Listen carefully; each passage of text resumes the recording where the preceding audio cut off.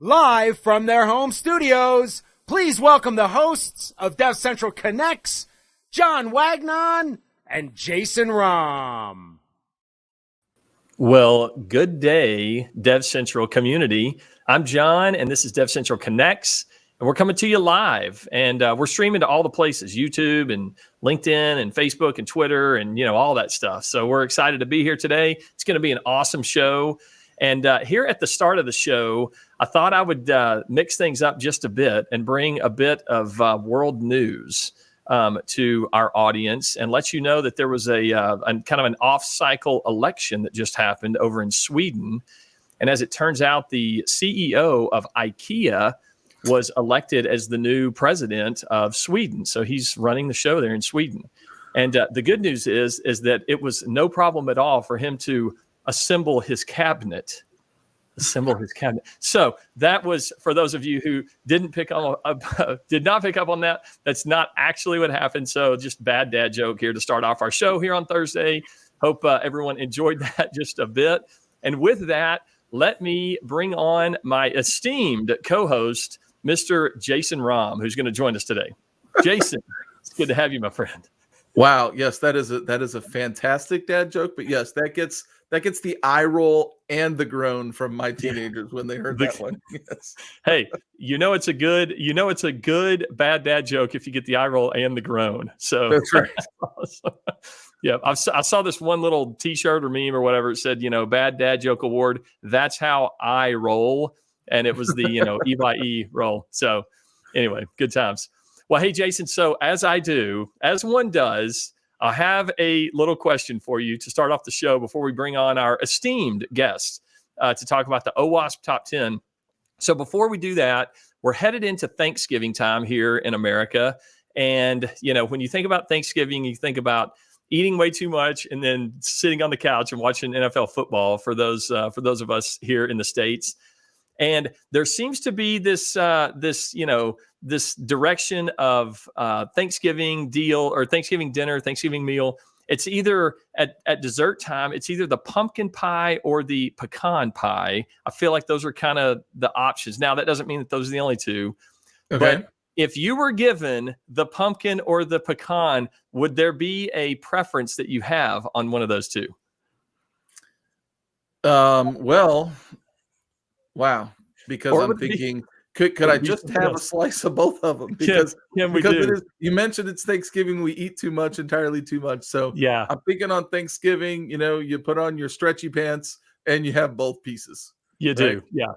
Yeah. So when someone says, "Oh yeah, hey, would you like the pecan pie or the pumpkin pie?" the answer is resoundingly yes. Exactly. And that's it. That's awesome, man. That's awesome. Yeah. That's right. It's weird for me. I've been more of a pecan pie than a pumpkin pie, but everyone in my family is like super, their team pumpkin by far and away, which for me means there's more pecan pie for me to have, right? So there you go. It works out. I don't want to get into the food science of it all, but pumpkin is a little less sweet than the pecan. Yeah. So I like pumpkin pie, but if it has a very bland crust, the difference, there's not enough sugar in the pumpkin to offset the really bland crust.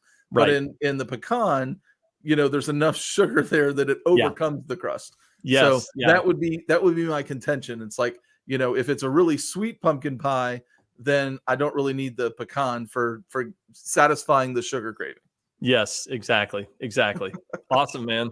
Hey, I'm noticing in the comments right here, we got Josh that's chiming in. Josh, first of all, it's great to see you. First, thank you. I will say thank you. I'll take it as a compliment that you said grown to my bad dad joke. And then also Josh apparently is a strawberry rhubarb fan. So who knew? That's another one out there. That's awesome. I'm happy to allow the bounty of blessing for strawberry rhubarb for the other people at the party. Yes, you guys enjoy the heck out of that thing, no doubt. I'll be over here with my pecan pie. That's awesome. Well, good deal, man. Well, hey, so Jason, today it's going to be an awesome show. We're going to talk about the OWASP Top 10. And so as we get ready to bring on our guests, I'm just going to tell everyone who he is. Sam Stepanian, who is a security expert and OWASP extraordinaire, OWASP leader, and he knows everything there is to know about the top 10. And so with that, let's bring on Mr. Sam and welcome him to DevCentral Connects.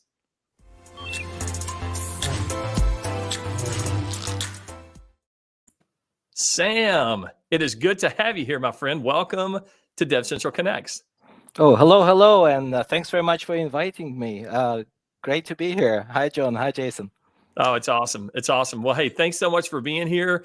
So, Sam, for those of the community that maybe have not met you yet, maybe give us a little bit of background on who you are, what you do, and then maybe even kind of dovetail that into the OWASP organization. I know you've been with them for many years. You know all the where all the skeletons are buried and all that stuff. So maybe give us a little bit of background on all that, if you don't mind.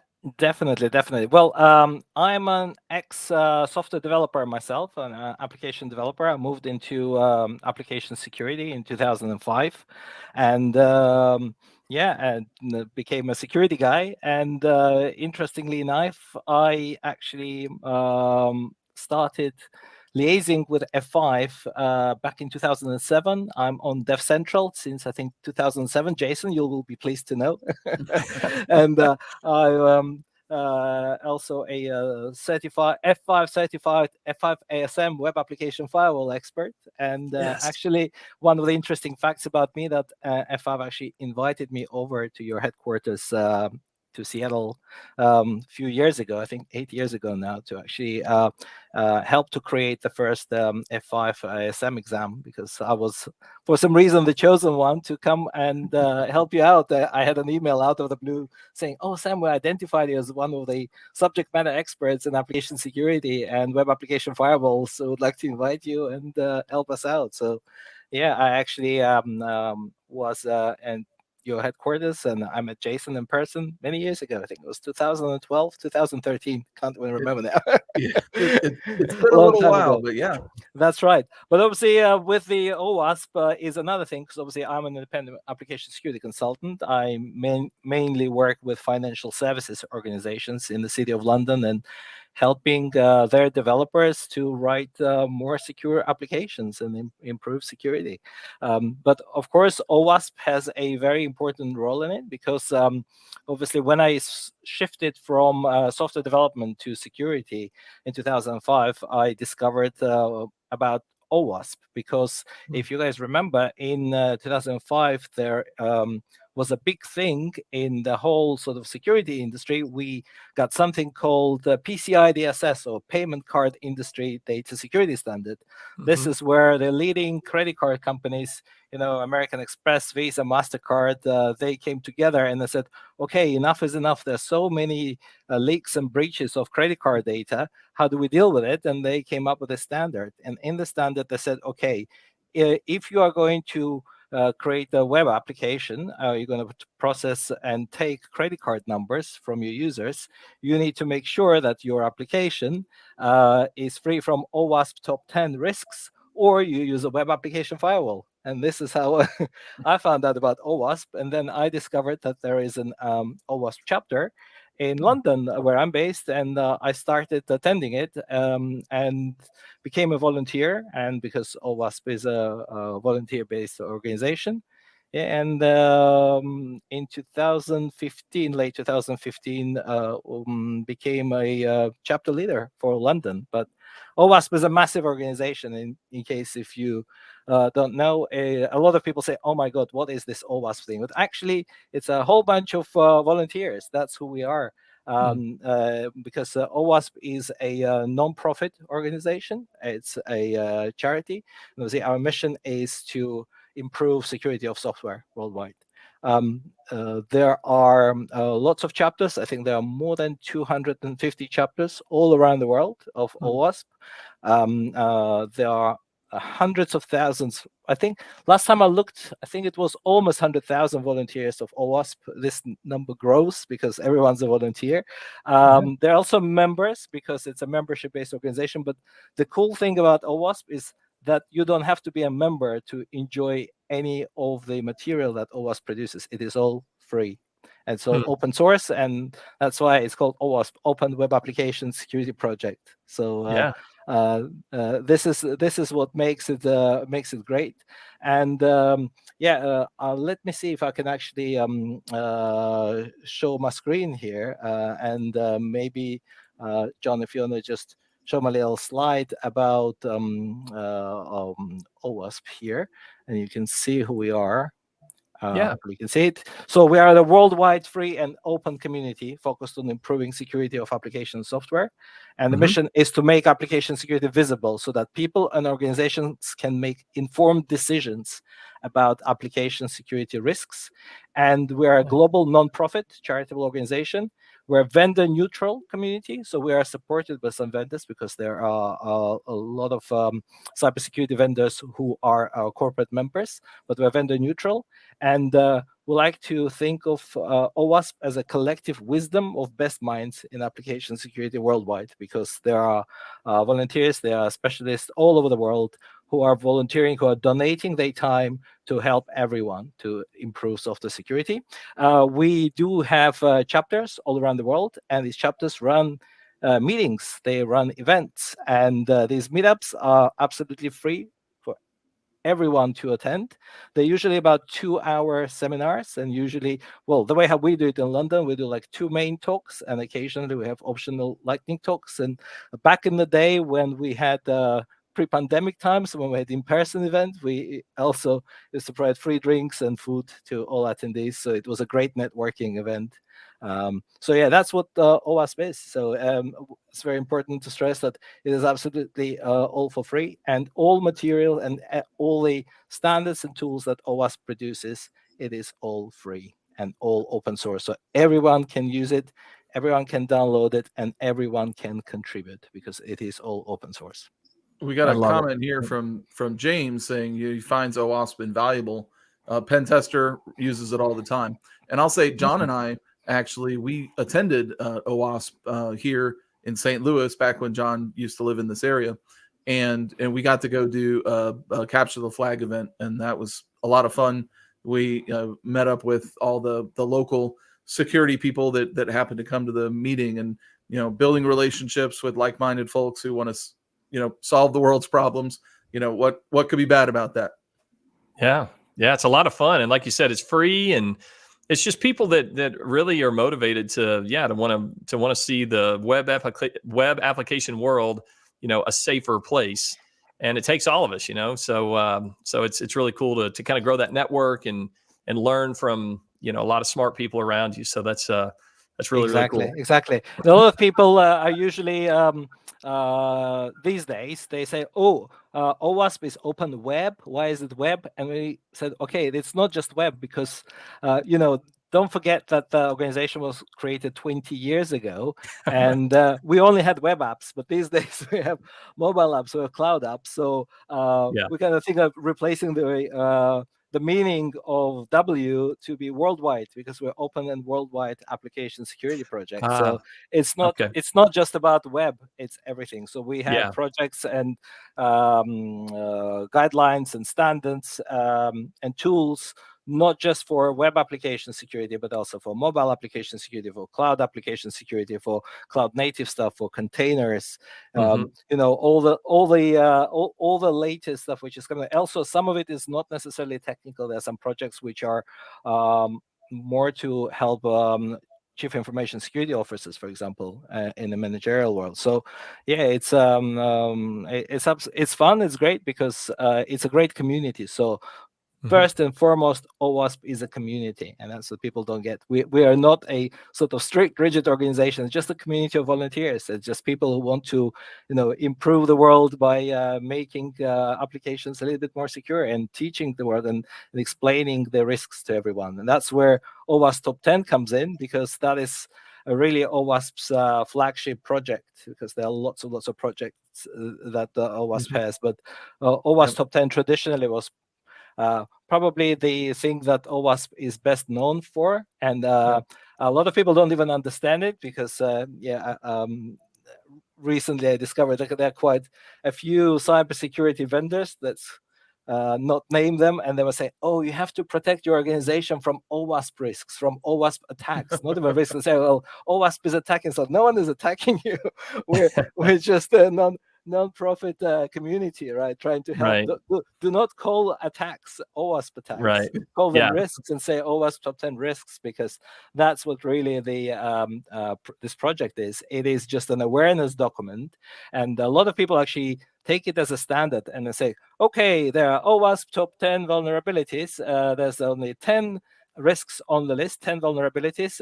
Let's treat it as a checklist and tick, tick, tick, tick, tick. Okay, all the 10 vulnerabilities ticked. I am now secure. And of course, this is wrong, because there are more than 10 vulnerabilities, right? So of course, there are hundreds of vulnerabilities. Yeah. And the main reason for OWASP top 10, and the reason why OWASP top 10 was created, is to actually to bring attention of the board, of the executives, to the most critical ones. And obviously, there's a different methodology to determine what is the most critical, but there are more than 10 vulnerabilities. And please do not use OWASP top 10 in your organization as a compliance standard. It is not a compliance standard. There is an OWASP application security verification standard, or OWASP ASVS. Now, that's the standard. If you need a standard, again, it is free and open source. You can just grab it and use it. And similarly, OWASP has something called secure coding guidelines, right? So if you need some secure coding guidelines, you can use it. If you need to train your developers, we have training resources.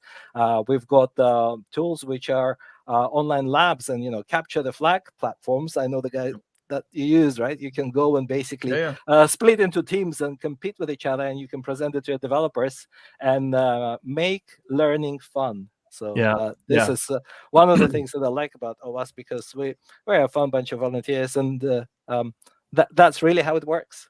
Yeah, no, that's great. There's nothing more fun than taking somebody else down, right? So, gamify the threats, right? Securely, right? So we have one of our projects is called OWASP Juice Shop. So it's basically online juice shop. You can buy different juices. You can buy orange juice, pineapple juice, and then they come in different boxes. And it is a world most vulnerable web shop. And of course, you need to. You can use this application to learn about security. So you can also use it in a capture the flag kind of scenario and see who can find as many vulnerabilities as possible in it. Yeah, that's a lot of fun. That's a lot. That's really good. Well, hey, so I wanted to, Sam, I wanted to get into the OWASP top 10. Like you said, there's a lot of things that OWASP does with the ASVS, with the secure coding practices, but the top 10, like that's the one that everybody knows. And that's the one that just was recently released for 2021. And one of the interesting things to me about the 2021 list is the methodology that OWASP used for 2021 versus how they had done some of the lists in the past, like the 2017 or some of the other ones prior to that. So if you don't mind, maybe talk to us about the methodology. How do they determine what the top 10 are? And then we could even spend a minute or two on a couple of the interesting ones in your mind that made the top 10 list this year. Of course. So the thing about OWASP top 10 and how it is determined and how it's been determined for this year is that it is data-driven. It is data-based. So the way how it works is that OWASP announces a public call for data, and anyone who has vulnerability data, you can contribute the data to OWASP. And that is basically how it works. And then OWASP processes this data, and we collect the data from application security vendors, from bug bounty vendors. It can be even collected from organizations which just have like internal testing data. And also, OWASP talks to the subject matter experts who are there on the front line. So basically, if you look at the actual how this top 10 list is that you can see here on my screen, the probably 80% collection of the data comes from the data contributors, and 20% is based on the survey, which is done with the people who are there actually working with vulnerabilities in the front end. Again, the reason why it's done like that, because the second you look at the data contributed by a, let's say, a security testing vendor, it's already out of date, right? Because you're looking at the past vulnerabilities. Again, I can show you here on the screen. So these are the organizations which contributed to the latest OWASP top 10, of course. So we would like to say a big thank you to them. Again, you can see there's various companies there, and including some of the websites like pentesttools.com provided some data, and HackerOne is, of course, and Cobalt.io are very unusual ones this year, because we actually got the data from bug bounty vendors. So it's not just from this, it's actually from the bug bounty platforms who actually deal with the live vulnerabilities and actually pay out bug bounties to researchers to discover vulnerabilities. Nice. So that's basically how the data collection works. So, and where the data comes from, people saying, okay, top 10, how did you come up with the top 10? Because it is all data driven. We asked all these organizations, they donated data on vulnerabilities in over 500,000 applications. And after that data is processed, the project team, again, I'm not in OWASP top 10 project team, or OWASP top 10 project has its own project team, has its own experts who worked on processing of this data and creating the document. And you can see the list on the screen, and it is different from the last one in 2017. You can see various arrows going from different categories, and you can see that, for example, in 2017, we had some vulnerabilities which are now gone, some risks. So, for example, say XML external entities, XXE, cross-site scripting, and insecure deserialization. They're now merged into different categories. And this year, there are 3 new categories. So there is a insecure design, which is probably the top category, which caused a lot of questions. But the thing is, this is the top issue, top risk that we're seeing, because obviously you cannot code your way out of insecure design. And this is the brand new category. And I think it highlights the necessity for the organizations that they have to bake the security requirements and security architecture into their design from the very beginning. So what we call shifting left, right? Because traditionally organizations say, okay, let's gather requirements for the app, let's design the app, let's program the app, and then let's test the app, and just before the release, and say, oh, let's do security testing, let's do like penetration testing, and then the testers find lots of vulnerabilities, and like, oh, what do? We need to go live tomorrow. We need to really, what do we do? And they say, okay, let's just accept the risk. Let's just hope and pray that no one is going to hack us. Right. and go live. On that note, we had a comment from Aditya that pretty much like irony is most organizations don't take it seriously until the disaster happens, right? And that's reality in a lot of places. Exactly. Yeah. Exactly. Great comment. But there's another new one I want to briefly talk about, which is software and data integrity failure. And this is the one that we've seen quite a few big breaches recently. SolarWinds is one such example, which is basically where the actual software development process and the software supply chain process was breached. And that's something that people don't usually expect. Right, so this is quite new, and we didn't really have this kind of attack, let's say 4 or 5 years ago, or it wasn't that prevalent, and now it is on the list of the top 10 most critical things. So I think SolarWinds is probably one of the best example of such attacks, and of course we also have the brand new for 2021, that's server-side request forgery.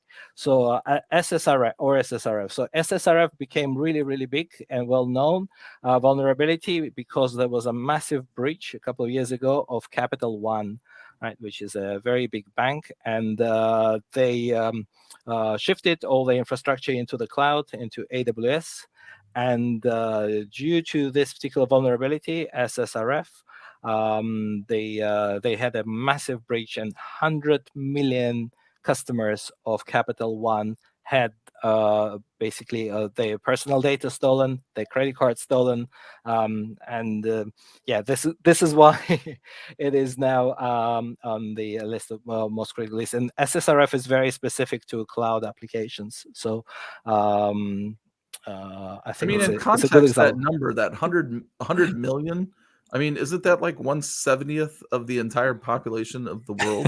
I mean, that's a lot of people.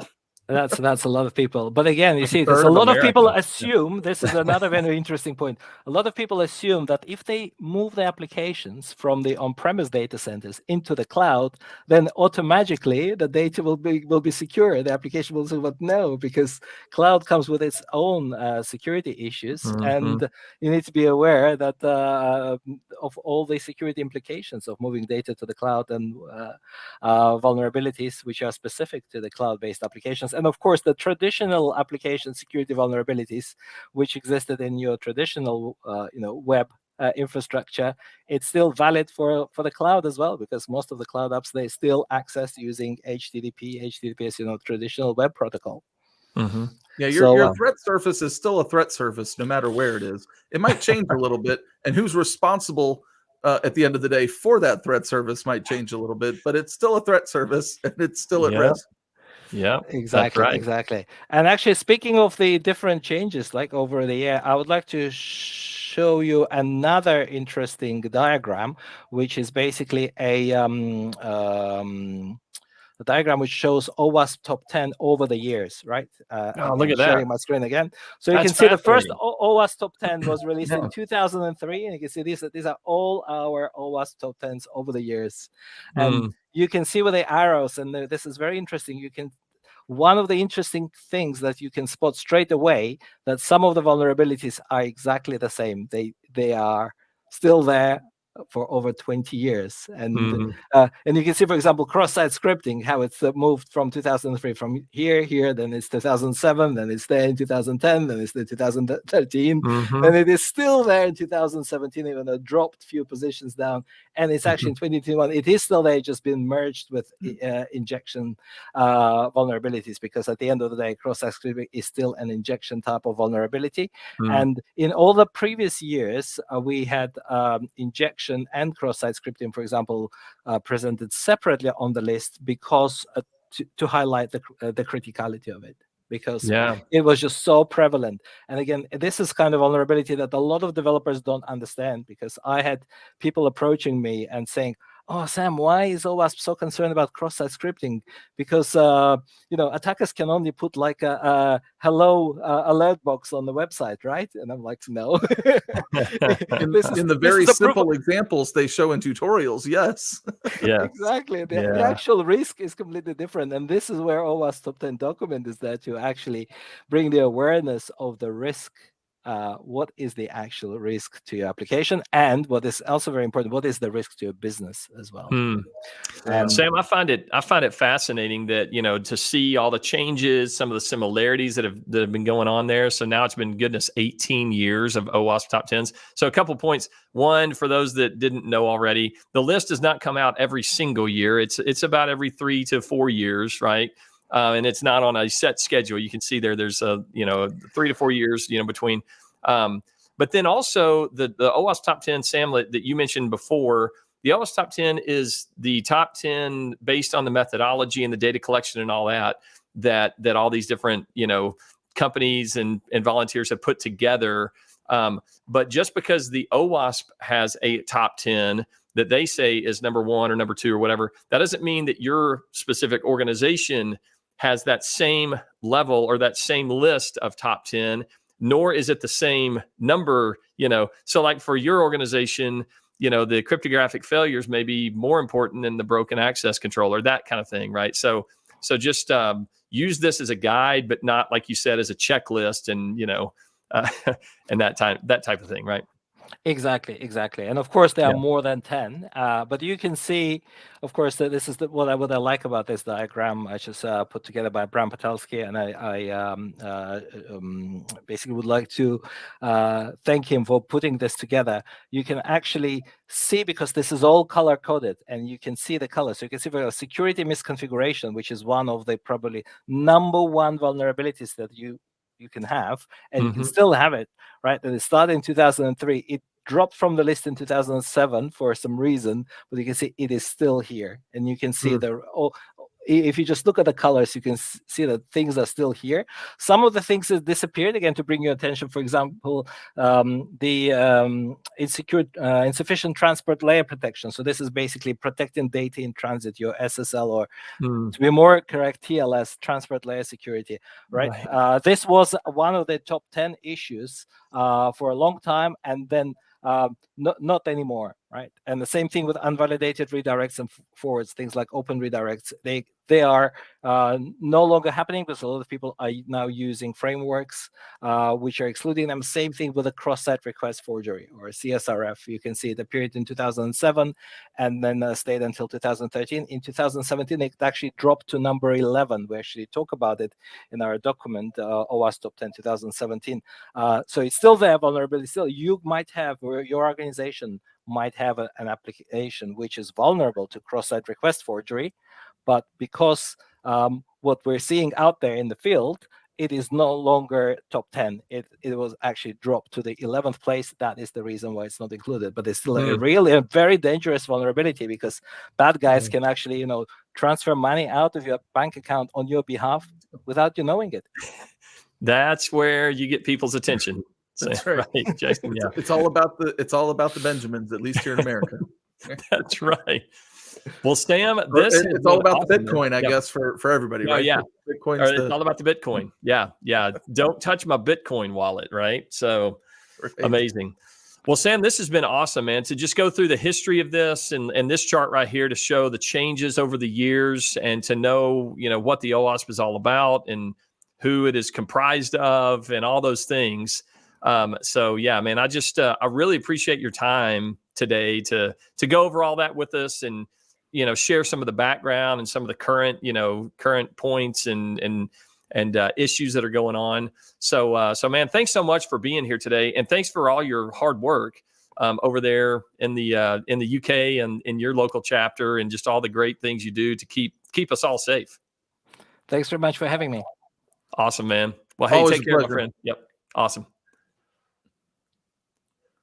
All righty, man. Well, Sam, what a great discussion that was, and I just really appreciate what he does for OWASP, and really for the general security community around the world, in general. So it's good to know that we got people like Sam on the right side, fighting for us, right, Jason? That's right. Yep. And awesome. Especially with OWASP, that it's a all volunteer organization is crazy, because the amount of documentation and tools that comes through that. We live in a time where certainly, throughout all history, the world's had its problems, right? But the sharing of information and the way that we all pitch in and help each other, I think is fantastic. And kudos to the OWASP organization for everything that they do. Yeah. Like you said, it's a community, and something that we like to talk about and live out here at DevCentral as well. So we can relate, man. We really appreciate all those people. Well, good stuff. Well, Jason, we've got some exciting shows coming up here. Is that right? In the next few days. So we do. I've got a show coming on Tuesday. The core, I'll have a promo here to close out the show for that. Nice. So I won't say a whole lot about that, but Kevin Stewart is joining us, and that's going to be amazing. Yep. And then next Thursday, we've got the 2021 TLS report. We mentioned TLS kind of dropped off. It was at 2010. By the way, Sam, I want that chart. That Maybe over the years chart. We need to make that available to everyone. So either on the OWASP site or send us a copy of that. That'd be awesome. Be awesome. But we're going to be talking to David Warburton about the 2021 TLS report, and maybe get some insight into the CryptoNice tool that they use to pull all that data together. And then, of course, the 23rd, we've got the top 5 F5 tech we're thankful for. So Boo and I did a show last Thursday about like general industry tech, but this one's going to be, we're going to be looking at home and what kind of F5 tech over the years have we been most thankful for. That's right. So that'll round out November, and then goodness, we're after that we're into December, and 2021 is almost over. I can't believe it. So it's been a lot of fun. So we look forward to interacting with all of you. So yeah, there's Sarah Body. Sarah. Yeah, we need that card. It's great to see you, Sarah. Or I say see. It's great to see your name on that thing. So Good deal, man. Well, awesome. Well, Jason, it's been a great show, my friend. It So has. I know we've got a little promo to lead into your core show next week. And I guess with that, I would just say thanks to everybody out there in the DevCentral community. It's awesome to interact with you, and this show just allows us to do that. So thanks for watching today, and we will see you next Tuesday at Jason's show at the core. Thank you. Hello, DevCentral community. I'm Jason Romm, and next week on the core, we are going to be talking about all the proxies. Excuse me. I'm Jason Romm, and I'm going to be talking about all the proxies on my show, The Core. I don't need you to proxy my proxy show, but also I'm going to have a fantastic guest. Kevin Stewart, the Kevin Stewart, is going to join me for the discussion. Hope to see you there. Next week on the core.